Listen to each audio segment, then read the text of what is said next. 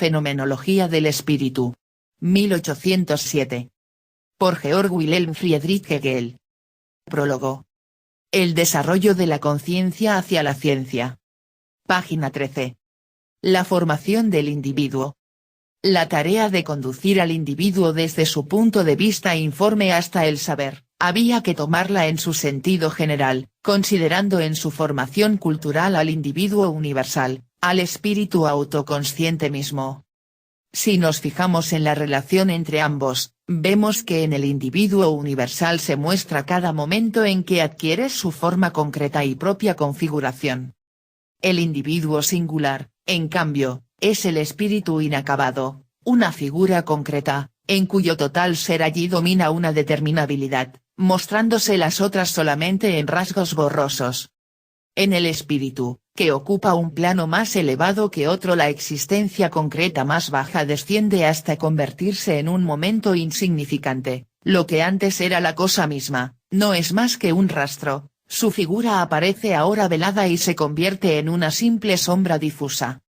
Este pasado es recorrido por el individuo cuya sustancia es el espíritu en una fase superior, a la manera como el que estudia una ciencia más alta recapitula los conocimientos preparatorios de largo tiempo atrás adquiridos, para actualizar su contenido, evoca su recuerdo, pero sin interesarse por ellos ni detenerse en ellos. También el individuo singular tiene que recorrer, en cuanto a su contenido, las fases de formación del espíritu universal, pero como figuras ya dominadas por el espíritu, como etapas de un camino ya trillado y allanado. Vemos así como, en lo que se refiere a los conocimientos, lo que en épocas pasadas preocupaba al espíritu maduro de los hombres desciende ahora al plano de los conocimientos, ejercicios e incluso juegos propios de la infancia, y en las etapas progresivas pedagógicas reconoceremos la historia de la cultura proyectada como en contornos de sombras.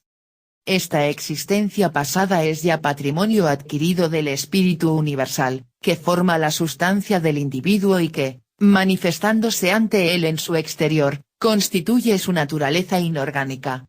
La formación, considerada bajo este aspecto y desde el punto de vista del individuo, consiste en que adquiere lo dado y consuma y se apropia su naturaleza inorgánica.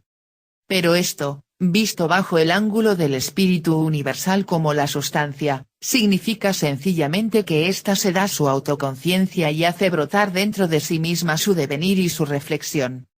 La ciencia expone en su configuración este movimiento formativo, así en su detalle cuanto en su necesidad, como lo que ha descendido al plano de momento y patrimonio del espíritu. La meta es la penetración del espíritu en lo que es el saber. La impaciencia se afana en lo que es imposible, en llegar al fin sin los medios.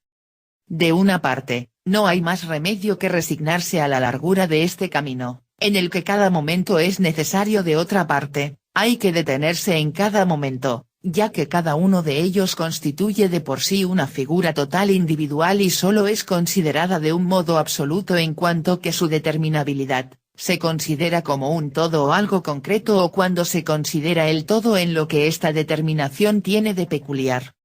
Puesto que la sustancia del individuo e incluso el espíritu del mundo han tenido la paciencia necesaria para ir recorriendo estas formas en la larga extensión del tiempo y asumir la inmensa labor de la historia del mundo, en la que el espíritu del mundo ha ido desentrañando y poniendo de manifiesto en cada una de dichas formas el contenido total de sí mismo de que era capaz, y puesto que no le era posible adquirir con menos esfuerzo la conciencia de sí mismo, el individuo, por exigencia de la propia cosa, no puede llegar a captar su sustancia por un camino más corto, y, sin embargo, el esfuerzo es, al mismo tiempo, menor, ya que en sí todo esto ha sido logrado, el contenido es ya la realidad cancelada en la posibilidad o la inmediatez sojuzgada, la configuración ya reducida a su abreviatura, a la simple determinación del pensamiento.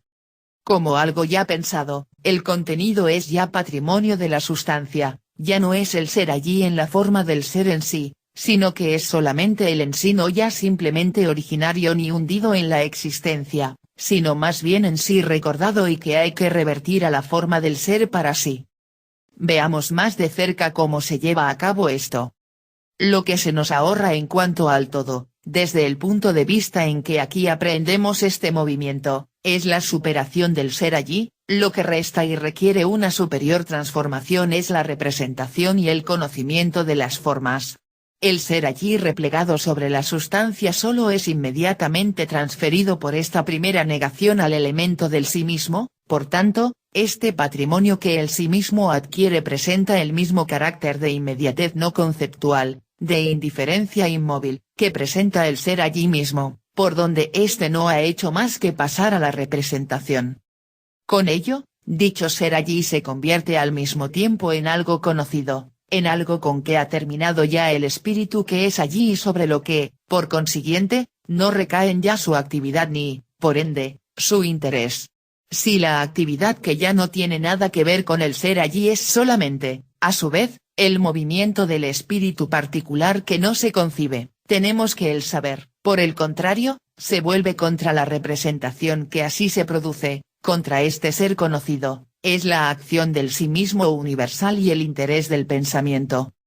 Lo conocido en términos generales, precisamente por ser conocido, no es reconocido. Es la ilusión más corriente en que uno incurre y el engaño que se hace a otros al dar por supuesto en el conocimiento algo que es como conocido y conformarse con ello, pese a todo lo que se diga y se hable, esta clase de saber, sin que nos demos cuenta de por qué, no se mueve del sitio. El sujeto y el objeto, etc. Dios, la naturaleza, el entendimiento, la sensibilidad, etc., son tomados sin examen como base, dándolos por conocidos y valederos, como puntos fijos de partida y de retorno. El movimiento se desarrolla, en un sentido y en otro, entre estos puntos que permanecen inmóviles y se mantiene, por tanto, en la superficie. De este modo, el aprehender y el examinar se reducen a ver si cada cual encuentra también en su propia representación lo que se dice de ello, si le parece así y eso no conocido para él. El análisis de una representación, tal y como solía hacerse, no era otra cosa que la superación de la forma de su ser conocido. Descomponer una representación en sus elementos originarios equivale a retrotraerla a sus momentos, que, por lo menos, no poseen la forma de la representación ya encontrada, sino que constituyen el patrimonio inmediato del sí mismo. Es indudable que este análisis solo lleva a pensamientos de suyo conocidos y que son determinaciones fijas y quietas. Pero este algo separado, lo irreal mismo, es un momento esencial, pues si lo concreto es lo que se mueve es, solamente, porque se separa y se convierte en algo irreal. La actividad del separar es la fuerza y la labor del entendimiento, de la más grande y maravillosa de las potencias o, mejor dicho, de la potencia absoluta.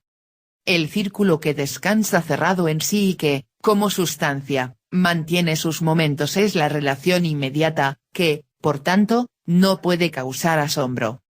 La potencia portentosa de lo negativo reside, por el contrario, en que alcance un ser allí propio y una libertad particularizada en cuanto tal, separado de su ámbito, lo vinculado, y que solo tiene realidad en su conexión con lo otro, es la energía del pensamiento, del yo puro.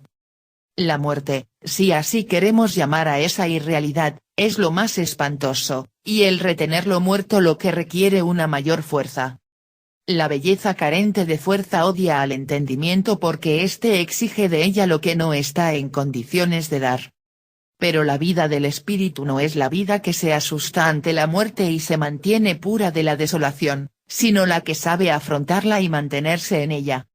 El espíritu solo conquista su verdad cuando es capaz de encontrarse a sí mismo en el absoluto desgarramiento. El espíritu no es esta potencia como lo positivo que se aparta de lo negativo, como cuando decimos de algo que no es nada o que es falso y, hecho esto, pasamos sin más a otra cosa, sino que solo es esta potencia cuando mira cara a cara a lo negativo y permanece cerca de ello. Esta permanencia es la fuerza mágica que hace que lo negativo vuelva al ser. Es lo mismo que más arriba se llamaba el sujeto, el cual, al dar un ser allí a la determinabilidad en su elemento, supera la inmediatez abstracta, es decir, la que solo es en general, y ese sujeto es, por tanto, la sustancia verdadera, el ser o la inmediatez que no tiene la mediación fuera de sí, sino que es esta mediación misma. El que lo representado se convierta en patrimonio de la pura autoconciencia, esta elevación a la universalidad en general, es solamente uno de los aspectos, pero no es aún la formación cultural completa. El tipo de estudio de los tiempos antiguos se distingue del de los tiempos modernos en que aquel era, en rigor, el proceso de formación plena de la conciencia natural. Esta se remontaba hasta una universalidad corroborada por los hechos, al experimentarse especialmente en cada parte de su ser allí y al filosofar sobre todo el acaecer. Por el contrario, en la época moderna el individuo se encuentra con la forma abstracta ya preparada, el esfuerzo de captarla y apropiársela es más bien el brote no mediado de lo interior y la abreviatura de lo universal más bien que su emanación de lo concreto y de la múltiple variedad de la existencia. He ahí por qué ahora no se trata tanto de purificar al individuo de lo sensible e inmediato y de convertirlo en sustancia pensada y pensante, sino más bien de lo contrario, es decir, de realizar y animar espiritualmente lo universal mediante la superación de los pensamientos fijos y determinados. Pero es mucho más difícil hacer que los pensamientos fijos cobren fluidez que hacer fluida la existencia sensible. La razón de ello es lo que se ha dicho anteriormente, aquellas determinaciones tienen como sustancia y elemento de su ser allí el yo, la potencia de lo negativo o la pura realidad, en cambio, las determinaciones sensibles solamente la inmediatez abstracta impotente o el ser en cuanto tal.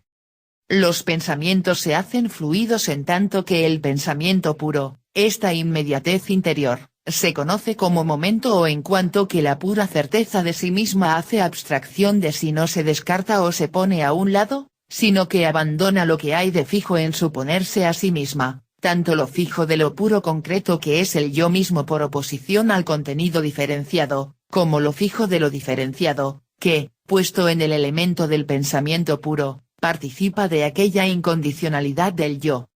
A través de este movimiento, los pensamientos puros devienen conceptos y solo entonces son lo que son en verdad, automovimientos, círculos, son lo que su sustancia es, esencialidades espirituales.